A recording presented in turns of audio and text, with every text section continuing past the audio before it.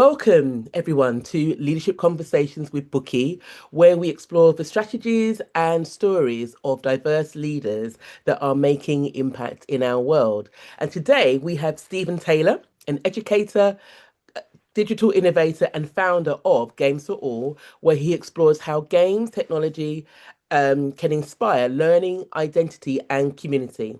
We actually know each other through LinkedIn and the conversations we had in DM. So, on that note, Stephen, welcome. Hello, thank you for having me, Bucky. It's great to No, be here. thank Yes, and thank you for being here. So let's kick off because there is just so many fantastic things that you do. I wanted to just ask you this. What inspired your journey into education and educational technology, EdTech? And Oh, how did your early experiences shape the way you think about digital innovation today? yeah, so I've always enjoyed education and helping teach people. When I was a teenager, I was in the Air Cadets, and in there they have a system where you learn things and eventually you rise up the ranks to become a staff cadet.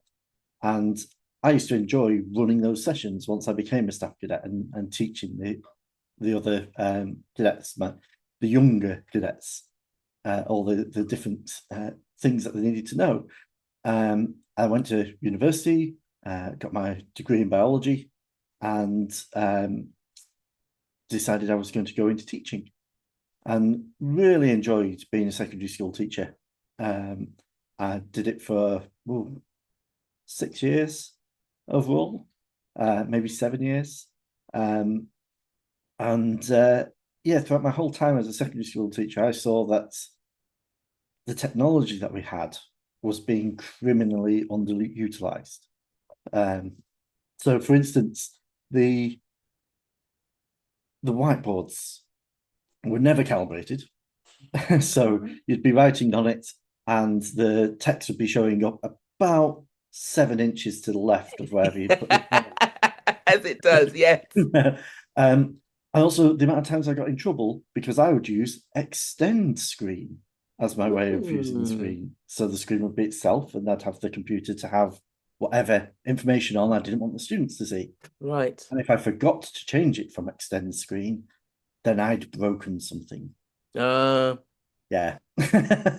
So that's sort of thing. We also had tools for whenever I was teaching science, and I used to enjoy having the computer lab for that because I could control what was on students' screens. I could interact with them and things like that. mhm. And the other teachers had no concept of what these things were or how to use them. Yeah. So it started there, Mhm. my love of EdTech and using it to assist with teaching, actually assist with teaching, not just to be a thing to hold my PowerPoint presentation. Yeah, which is, I mean, when you mentioned about the interactive whiteboard, I thought, oh, here we go. The interactive whiteboard that was never used Yep. interactively. It was just like a glorified PowerPoint presentation. So, yeah. The students would love coming up and being able to actually write on the boards and take part of it that way because they never got the chance to do it elsewhere. I know things have got better since then because we are talking over a decade ago now. Um, but like I see how my daughter interacts with the whiteboard in a primary school, and it is a lot more interactive. It's still not what it necessarily should be, but it is a lot more interactive. Um, I then worked for a brief period of time as a family support worker for a church. And again, education was the key of that. I was in primary schools, I was in secondary schools, I was running clubs for kids, left, right, and centre for Mm, families. mm. Um, and then a role came up at the local college to work in their library team.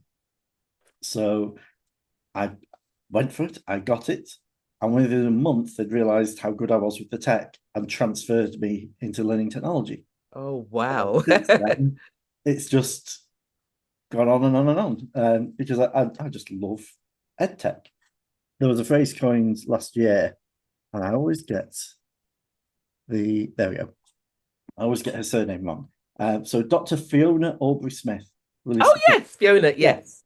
called From EdTech To to PedTech. PedTech. Correct. And that is, since it's hearing just the title of that book, let alone reading it, Mm, um, that has finally given me the words to explain my approach. I'm not about EdTech. EdTech can be quite a toxic mess of things that are bought for the sake of being bought. Correct. Whereas PedTech, and that's the pedagogical application of educational technology, so things that are actually going to be used in the classroom and have a reason for them, that is the key. Yeah. That's where my passion lies. Yeah, and thank you for mentioning Fiona. I mean, phenomenal lady, and as you said, the PedTech focus is where it is. The technology should enhance the teaching and learning, not the other way around, so to speak. Exactly. Yeah, Yeah, it should be integral to it. absolutely, So absolutely. it's not, and as you said, I'm doing my master's in digital education at the moment.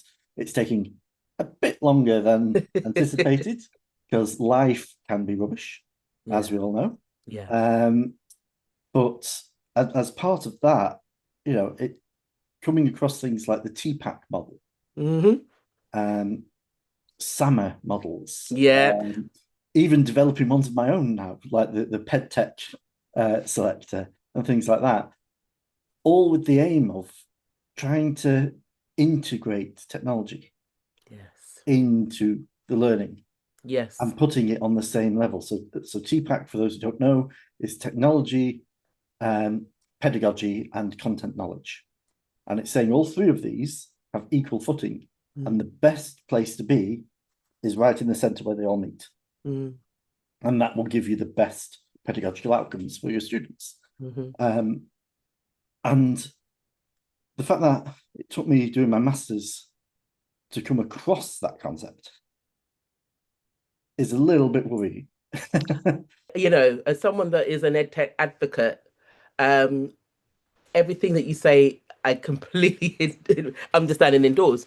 But also, as well, what I think the thing that really is my bugbear in relation to that is about like the digital strategy. How sometimes it's like here, and then you've got your technological aspects of how you wanted to teaching and learning sits there. And actually, they're woven. So, thank you for actually highlighting in a number of different ways, Stephen, about the fact that pedagogy first and foremost, and obviously the knowledge and skills that you want the students to develop, and then how the technology enhances that. Yeah, thank you. As I said, I could talk about this all day, but we don't want to talk about that because there's more to go through. So thank you again for just for giving us the flavour about how you really got into EdTech or PedTech, as you say.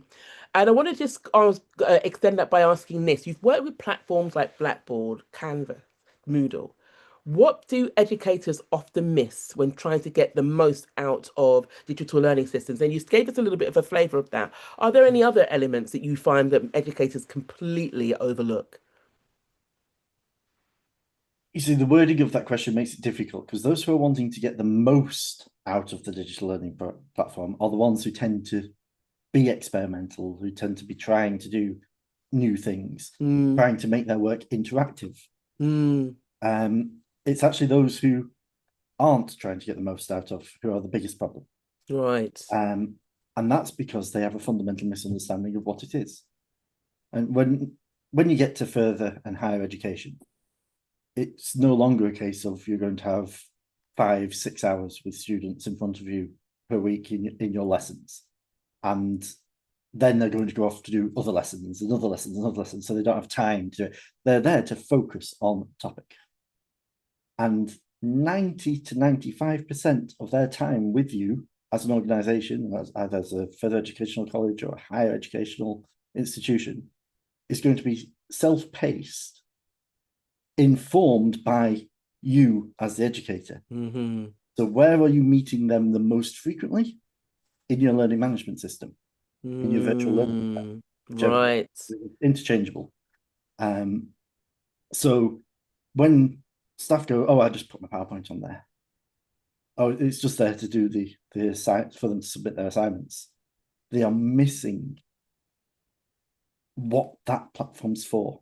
Mm-hmm. And it's always a lot easier to explain this to FE staff than it is to HE, because FE staff have Ofsted looming over them. So you Right. can say, okay, this is this digital environment that you've created. is your classroom that your students spend the most of their time in? Would you be happy for Ofsted to see this? And that gets the cogs Okay. whirring Okay. very Yeah. quickly. Yeah. Whereas with HE, there's no real equivalent you can say that you can threaten them with on that Hmm. front. Yeah. Well, I say threaten them with, it's not threaten. It's try and open their eyes to how important it is, because it is that important. Yes. Your students are going to spend the most time of their entire time at our organization on the sites that you create. That's how they're going to access the vast majority of their content. So the least you can do is make it interesting and Yeah. make it interactive. And I've seen all sorts of different ways that people have gone around doing this before. There's I at the college that I worked at, there was a huge maritime college, and that is very much factual based and memory recall. Okay. So they basically built their pages like a book, like a textbook. Now, I would not advocate for that in any other subject, but for their particular thing that they were needing to do, it worked perfectly Okay. because That's that's what the interesting. students engaged with. So you need to actually find what is it that you're trying to do. Hmm. In the maritime one, it is very clear they have to pass tests and they have to have exacting knowledge Right. that they can recall like that. Because if they're on a ship and something goes wrong, they have to be able to recall it like that. So that method worked for them. That's not the case for the vast majority of subjects. For the vast majority of subjects, you're wanting them to develop upon that knowledge. You're wanting them to explore and go out being a bit more open and creative. Application of the knowledge in some way, isn't it? Application, Yeah. exactly. Yeah, Yeah. yeah. And if you've just got a very boring, bland, black and white website, it's it's not really going to help. And I think one thing I really like on Blackboard that they've brought out recently, and I've not kept up with Canvas and Moodle, so I don't know if they've got equivalent, but there's now a new little button that staff can press after they've made their content, and it will try and make it look a little bit more appealing. Okay. That's So something. it'll split the page up, it'll put pictures in, it'll do all sorts of Mm. things for you. Hmm. And that's what it should be. And as professionals, we tend not to look at websites that look boring. And Exactly what I was going to say. And if you look at the platforms that young people actually engage with as well, there's lots of things happening. exactly. And this data's old now because it was a while ago that I did some research into it. But the average length of successful TikTok videos was between 34 and 45 seconds. Hmm. That's if you can condense things into that sort of bite-sized chunk Yes. with interaction around it. Hmm.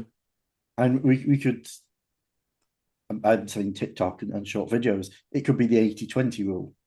That still applies in what you're doing online. It should be 20% you giving information and 80% them figuring it out. Hmm. Hmm.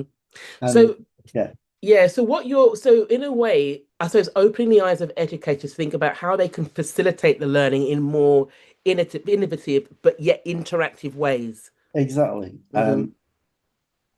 I've always gone with things should be engaging.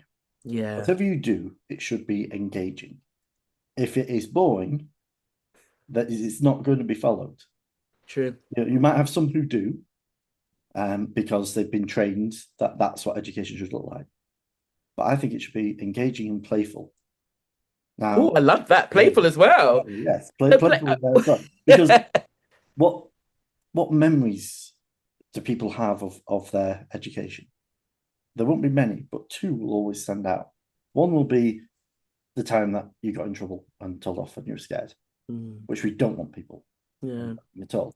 yeah. But the one that stands out the most and the one that makes people remember teachers for the rest of their lives is that positive, fun interaction where something funny happened, where Mm. something playful happened, where, oh, I can't believe they let me do that. That sort of thing is integral to learning.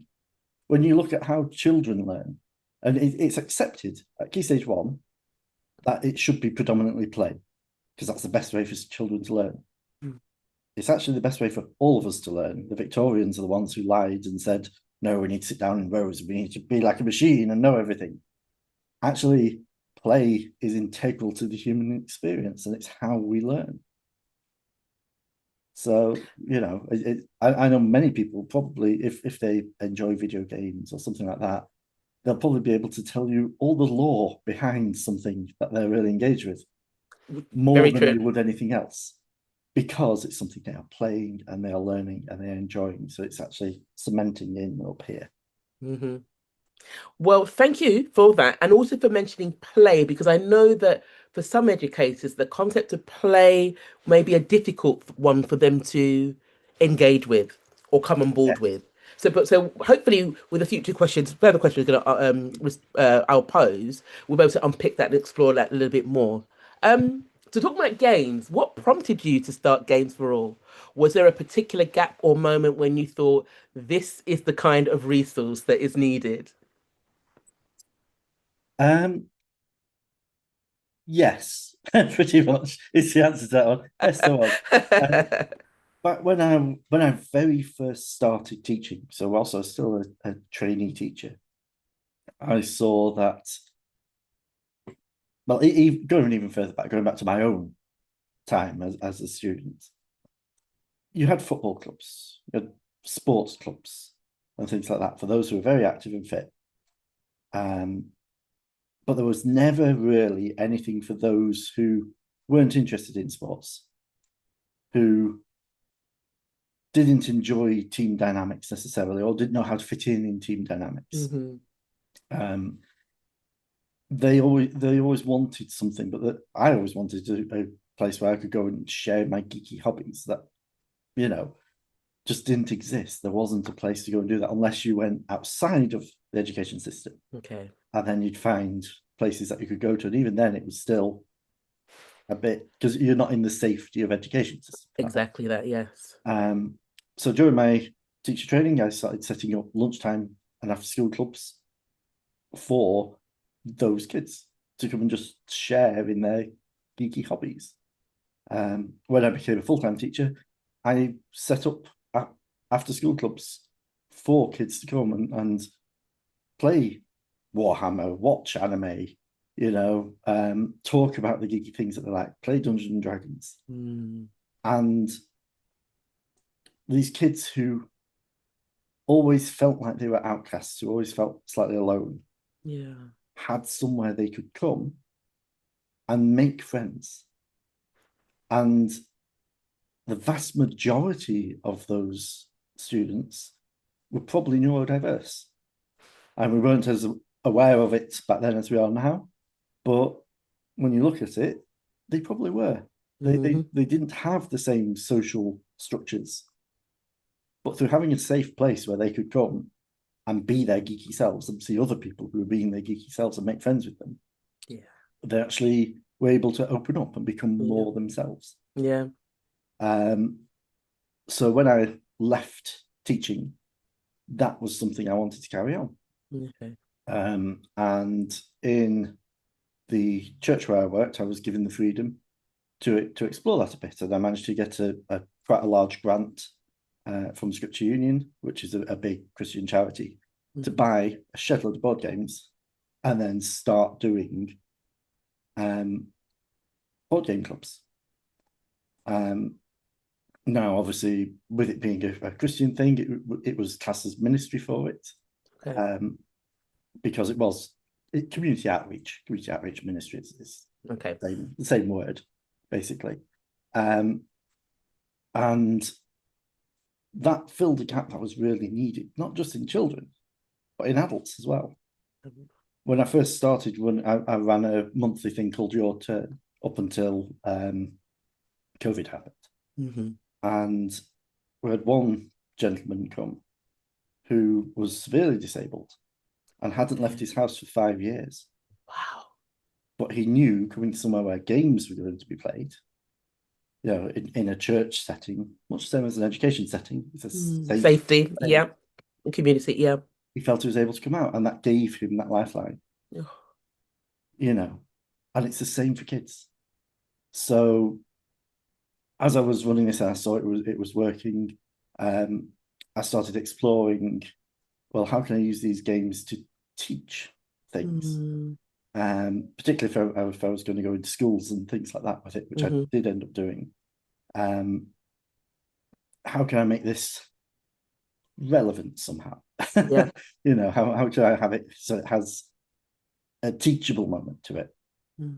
Um, so Games for All was all about finding teachable moments in games.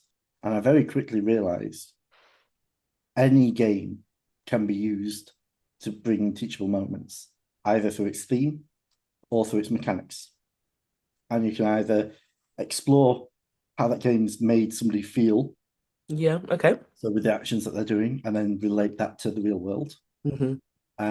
Or at the time when I was setting it up, it was all about linking it into stuff within biblical verses, which Hmm. I went on to do and said, let's go tie into this concept or that concept or the other. And since coming into back into education, there's no reason that has to be limited to Christian context. It could be linked into any context. If you're wanting to teach the importance of teamwork, Yeah. then get a team game on there. If you want to teach the importance of you know, making, say you were teaching in business and you needed to make sure they understood how Kanban works and how you can mess it up by not working on the same thing. There's games out there that use Kanban as their mechanic. Right. I see. Didn't know that. But okay. Yeah, exactly. Yeah. So you could get one of those games out and say, look, okay, here you go. This is Kanban. Have a play through this. Right, what went well and what went wrong? And why did it go wrong? And you can then start pointing out the different things to it. Hmm. So it can be either very broad brush More and sort of like specific. that, you know, team building in general or things, or it can be very narrow focused. Yeah. And there are something like, I don't know, there's at least, I'd say there's probably about a million different games out there now. So there will be something out there that teaches whatever it is that you're wanting That is so I've never even considered that. So this is thank you to. for actually outlining that, broadly. But and I think also as well I love how you said about the fact that you can actually use it to teach concepts and things like that, can anything. Because again, and I think as you say, a lot of educators, myself included sometimes as well, you have a specific mindset when it comes to say like education, the purpose of education and the vehicle in which you convey teaching and learning. Games isn't often one of those, so it's really interesting and exciting to hear about the possibilities of that. Yeah. And I love how you also touched upon when you initially did this, you found later on, even though it wasn't known at the time, but no now more so now, neurodiverse young people were the ones who engage with it. They could actually lean into their interest and geekiness, but also you created a sense of belonging as well, which I think is obviously so important. Yeah. And Thank on that you. neurodiverse front as well, one of the big, one of the reasons that neurodiverse people struggle in social situations is because we're we're constantly having to guess what's going to happen next. Yes, I was about to say the unpredictability Yeah, of the things. Yeah. unpredictability. Mm. Whereas with a board game, at least there is predictability. You don't know exactly what they're going to do next, but they're going to do something within the rules of the game. Yes. Yes. So Yeah, that's that interesting. actually, Yeah. that relaxing of cognitive load, because you're no longer having to guess that, that hundreds, thousands, millions of different things that could happen next, Yes. because you know it's going to be something within that band. It actually creates a sort of a liminal space when you're gaming. So people are more willing to talk and to chat and to share things about themselves Mm-hmm. and be more open to hearing things from you. Within the Yes. ministry side of things, Mm-hmm. that was the important takeaway was, you can create this liminal space where people are actually open to talking to you, Mm, and finding out, well, what is this Christianity thing that you're talking mm, about? mm. But in an education setting, it means they're more open to talking about whatever the topic is. If you have set them a set of questions, Yeah. and that are going to guide them in thinking a certain way to reach a conclusion that you're looking for them to reach, they're more likely to reach that conclusion. Yeah, yeah, yeah. Because you created the parameters and safety as well. Yeah, And yeah, exactly. yeah, safe enough for them to learn and engage. Thank you so much. You've blended roles in education and the non-profit sector, driving engagement with children, young people, and families. What lessons have crossed over between these worlds? Ooh, and I think it is that word engagement and what engagement is, and the fact that to a lot of people, engagement can look like entertainment, and that's not what it is. Engagement is about getting people on board with what you're talking about. And you see sometimes in the media the teacher shown as the entertainer, the actor, being all everything all at once. That is to gain engagement. That is not they're not doing it just because they want to be entertaining. They're doing it to engage the students and to get them on board and involved. And if they have to bring some playfulness into that in order for that engagement to happen, that's what you should do. I have also learnt that the concept of visual, audio, and kinesthetic is everywhere. And I've had to slightly unpick that for many, many people, which is a fun one. Because that was discounted pretty much as soon as it came out. Or at least part of it was. People do learn visually, audioly, and kinesthetically, Yes. but they're not doing just one of them. They're doing all three. So you do need to have all three things, Yeah. but it's not because you've got an audio learner, a visual learner, and a kinesthetic learner. It's You're because brave to mention that here, I have to say. but no, it's true. You don't have a set way of learning. Mm, Different things you learn in different ways, which is why mhm. it's so important that you should always be including visual, audio, and kinesthetic in everything that you do. Yeah, yeah. Not because you've got a child who's just a kinesthetic learner or a student who's just an audio learner, because they're not just that at all. hmm hmm They may have a slight preference towards one of them, but this is not just that. So by the positive of it is that it makes people do different forms of teaching the same thing. And we know repetition and different methods of saying things is the way that you get students to learn something. Yeah. Um, it's just people get very focused on, I am just a visual learner, so I'm not going to participate in this. And it's And like, and no. I think it's also linked to comfort, isn't it, really, Mm, as well? Comfort preference. And we don't like change in any particular way. But as you say, it's working hard to ensure that what they call it it's like adaptive teaching, isn't it? You've got different methods yeah, that are operating at one time. But yeah. yeah. And the other thing that I find is a lot of people are scared of play. They don't like the idea of using it because they're scared that they'll come across as childish. Um, Ooh. and particularly in an education setting, people say, oh, well, I've designed, even within playful circles, people will Mm, say, oh, I've designed this for adult play rather than child play. mm. I will always ask, what's the difference? Because the only difference comes from this concept that the Victorians brought in, that work shouldn't be fun, that education shouldn't be fun, that it should be rote, that it should be just learning and regurgitating, learning and regurgitating. Well, AI is here now to do that for us. You need to have that creativity, that originality. Which, yeah, leaning more into that. That is true. That is true. And people are really scared of being seen as childish. Yes. But there is, I mean, childlike and childish, I think. I Yeah, think, I very get, different things. yeah. Yeah. And C.S. Lewis had a good thing to say about it. Um, he said, to be concerned about being grown up, to admire the grown up because it is grown up, to blush at the suspicion of being childish, These things are the marks of childhood and adolescence. And Mm, in childhood and adolescence, they are, in moderation, healthy symptoms. Young things ought to want to grow. hmm. But then on into middle life or even into early manhood, this concern about being an adult is a mark of really arrested development. When I was 10, I read fairy tales in secret and would have been ashamed if I was found to be doing so. Now that I'm 50, I read them openly.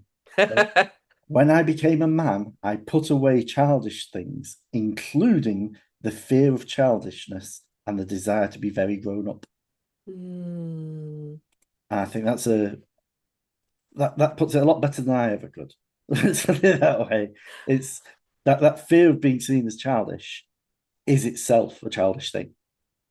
And when you're a grown up, it wow. doesn't matter anymore. Okay, okay, okay. Goodness, that's the yeah. Well, thank you for sharing that. I'm going to ponder about this after this podcast interview. I wanted to go. I wanted, I mean, this is so fascinating. I wanted to go back to one particular point you said about, I think people being fearful or uncomfortable with the idea of play. Now, like you and I, we both teach in the UK and England, and with regards to say the curriculum, it is packed with things that Mm. you've got to get through because obviously that's what the assessments are linked to. Do you think that might be an aspect that makes someone worried about or fearful of introducing games and playing things like that to that because you've got the content that you've got to get through? How do you balance those two Yeah, things? I think it's the lack of pre-prepared content in the playful area is the issue Mm, because teachers do not have the time to go and be building it themselves. So that's just the truth. okay. There is when you are teaching full time, there's very little time to actually be learning new things or applying new things or creating things from scratch. You have to be using pre-made things, either stuff you've made previously when you did have more time to do it, stuff that your peers have made previously, or things that have been like tools that have been bought for you to use for that thing. And that is where this concept of playful education is still very much in its infancy. Right. And in order to really engage with it, you need to have the time to be able to go out and explore those things, and teachers just don't, unfortunately. Yes. Well, thank you for for that sobering for dropping that sobering reality there. And really, that's one of the things why I wanted Games for All to be a thing, and why I want to bring it back as a thing once I've got um, more capacity and time myself Mhm. for that. Um, if you can have something that is pre-built, Yes. where it's already got the concepts, you've already got the question bank to go with it, you've already got um, the lesson plan, as it were, Hmm. for implementing it, Hmm. then you're more likely to implement it. Hmm. Um, I know one of the major problems I find with some things, like Minecraft in education, they have an entire thing dedicated to education in Minecraft, but it's so American. Ah. So the concepts are still, you can still bring them over to the UK, but they are very American, and you have to unpick their terminology, their K-12 terminology and things like Mm, that. mm. But there's 500, 600 different lesson um, plans and materials on their website for using in any subject. So you've got science in there, you've got computing, you've got art, you've got history, you've got everything already built, ready to go. Now I'm surprised to hear that. Can I be honest? Because Minecraft, again, I just think of very young children using it, and I wouldn't even have thought of like how I could use it within my subject of science. So to Yeah, hear you say that, yeah, it that's really has interesting. it has a fully functioning periodic table, Wow. and there's an element bench, so you can combine things from the periodic table and see if it will make trash, so it doesn't work, Hmm. or if it'll combine, and it'll tell you what it'll combine into. Hmm. Like new compounds and substances and things like that. Oh Exactly. wow. It's also got a element builder where you can decide how many protons, neutrons, and electrons it's got and where they're arranged, and then it sees if it comes out with something for you. So those things are built into the tool. And also, if you've got a Microsoft account, I think it's A3 licenses and above. Not the very basic one, but the Okay. paid for one. You have Minecraft education as part of that. It's just hidden away in Interesting. that. Exactly, because I've just thought, but I don't know anything about this. Yeah, if it's hidden away, what's the point of that? I think it also leans to what you said about the fact that because so obviously teachers are quite time poor, if the games exist that they could actually just literally pick up, tweak them maybe a little bit and then apply. I think there's a gap there. There's a gap in the market for that. Yeah, And yeah, but the fact that it already exists within, as you said, like Microsoft, but it's not known as well. What? I think they missed a trick there a little bit. yeah. And I mean, you've got Epic Education stepping into the same gap as well. So they're the people who make Fortnite, and Okay. they have a thing called Fortnite Creative, where you can build anything, and they have an education community built around building things in Fortnite Creative, because secondary level students are going to engage with that. But They you need to, most certainly will. Yes. because I used to, before I even knew that these tools existed, I used to use them as references in my lessons all the time. So I was Mm-hmm. teaching science, and whilst very simplified, Minecraft does follow scientific principles in everything that it does. So you can talk about, well, how do we get iron out of rocks? Oh, you've got to mine for it. You've then got to smelt it. You've then got to Oh my get the iron goodness. So bars. you've just turned a very boring concept in the curriculum into something that is, well, meaningful, relevant, and Yeah. short as well, because it's really is dull as ditch water. Oh, And for, I always taught the bottom set kids because I happened to be good at it. So, and the lads in those groups, they weren't interested in learning about momentum or things like that. all those things. However, when you put it in terms of Call of Duty or FIFA, and you say, okay, right, so you're in Call of Duty, you need to get somebody who's in a car in front of you. Where are you going to aim? And they'll go, oh, well, you aim in front of them. Why do you aim in front of them? Because they're going to be there by the time the bullet reaches them. So that's momentum. And you've got that concept of momentum in a thing that they understand. Or if you want to put it in Yes. FIFA terms, it's like, okay, why are you passing to that empty space there? Oh, because he's going to run up and get it. Hmm. Because it's momentum.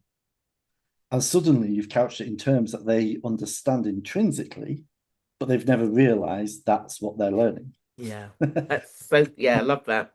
So cool. It is. It's cool.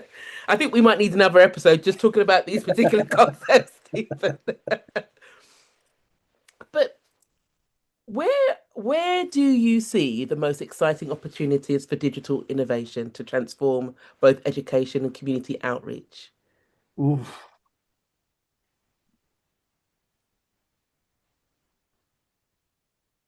It needs to be, you need to find the places where the teachers are.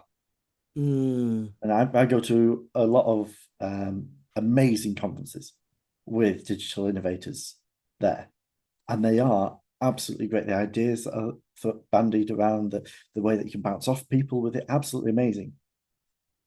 But I'm not necessarily the person who needs to be there getting that. The teachers need to see this, and it needs to be in a way that they can engage with it. It needs to be that 30-second TikTok style thing, hmm. really, in order to actually give them something that they can.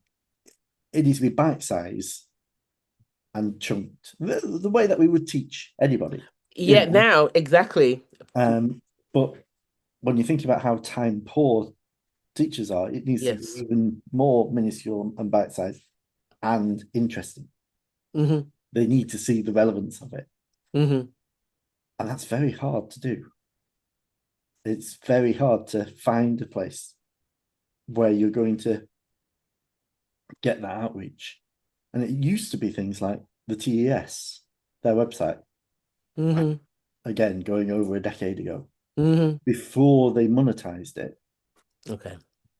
that was a hub for teachers to share ideas and concepts. Hmm. Twitter before it became the hellhole it is now, was a place for that. And nowhere's really filled that niche yet that I found. Blue Sky's Mm, nearly there. LinkedIn's kind of doing it. mm. But there is nothing, it's not the same as what Twitter was Yeah, as I say, built Twitter to. back in the day was just fantastic. So I completely agree. Yeah, there's definitely a gap. I think some people are trying to do that within, like for example, we both teach science, so you've got like maybe some science hubs, and there are some, but as you say, where you have it like what I call like a giant staff room, Mm, where everyone got together and they just shared their ideas and things like that. No, we haven't got that yet, quite yet. no, no. And it's annoying that those things keep being taken away by certain ideals, but that's a different conversation for Yeah. No, but thank you. Yeah, again, thank you for sharing the realities of where we are, particularly in the last few years. Things are changing that. Okay, so my last question to you, Stephen. It's fascinating. I love this conversation today. So, if we look 3 to 5 years ahead, what's your vision for Games for All? Are there new formats, partnerships, or outreach models you want to explore? So I have actually reached out to an online board game um, company. And what they do is they're called Tabletopia, and they've got a website where you can go and play board games Right. over the web. So you don't need to have that physical. Oh, right. Not so. This is Oh, So yeah, not physically, virtually, you can do this. virtually play it on your computer screen. You've got all the pieces and everything. You're just moving it with your mouse rather than with your hand. Yes. Um, and this fits a niche within that board game thing of board games are expensive. They're not I didn't cheap. realize that. Okay. And I've got one in my room over there that I haven't played anywhere near as much as I should have done. That was 250 quid, you know. Oh, I had no Um, idea. Is it so expensive? it's a very, very big game. Okay. um, but yes, they can be incredibly expensive. And your cheapest one, you're looking at probably about £25. And if you Okay. think about it, if it's a four-player game and you need it for 30 kids, it's starting to add up in Yeah, it does. It does. Yeah. it takes up space and it can get damaged. Hmm. Things can get lost, so you need to buy new ones. So it's Yeah. really it is doable, but it takes a lot of space and again a lot of cognitive load on the teacher's side. So Mm. does the digital side of things, if it's digitally there, will it's offer the same level of interaction as the physical? So that's what I want to explore because That's that then removes that all great. that. Exactly. Yeah, The financial, hurdles in the first yeah. instance. Anyway. Yeah. But it is then removing that physical thing of actually moving a piece with your hand, the Mm. tactile part of it. Hmm. Hmm. So it's exploring that, and I know Okay. it works for me. I play games on there with my friends and on other sites like it with my friends, Okay. um, and enjoy it. But I do always feel it might probably be better sat down around a table actually doing it. So that's what I want to explore because Hmm. if that is a way of doing it, again, you then end up in this prepackaged place potentially. Of That course. Yep. That's already true. exists. Yeah. That is very true. So I want to work with them to make a prepackaged thing, and it's just again, I made the link with them over a year ago now, but Hmm. a lot has happened in my personal life, so I've not had chance to really get my teeth into anything for the Okay. past year or so, and probably Okay. won't for another couple of months. Okay. Yeah, Well, all the best with that. Anyway, I'm excited. Obviously, as I say, because we like we're in communication via LinkedIn, I'll be touching base to see how things are going. But you can keep poking me and saying, "When's this coming? When's it coming?" a virtual poke. Yeah, virtual poke. Stephen, thank you so much for such a fascinating conversation. And I said that with every episode, but it's really great to learn more about how you do, how you got into doing what you're doing and why, what drives you, and also hearing about some of your plans for the future as well. So thank you. No, thank you for having me, Bucky. It's been lovely. Yeah, no, it's really great. And those of you that have joined us today as well, I hope you've enjoyed, like I have, hearing about Stephen's journey and how his journey reminds us about the fact that leadership doesn't happen just in classrooms or boardrooms. It can be found whenever we choose to create spaces that help people to connect, grow, and discover their identity. I will be including links to Stephen's website as well as his social media profiles in the show notes so that you can reach out to him and learn more about what he does. I hope you certainly do. But thank you for listening today. Keep leading, keep learning, and keep finding your ways to make a difference. Until next time, take good care and stay inspired. Bye. Bye.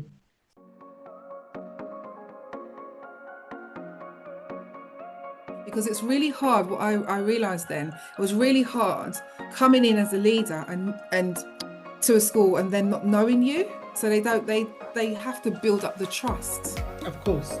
And I quickly realized that all I can do is be myself. So think about authentic leadership, but the crucial thing there was working together as a team and through that communication. So it was that clear communication, the consistency, and the trust that helped to build and kept us all focused really and motivated because it was tough.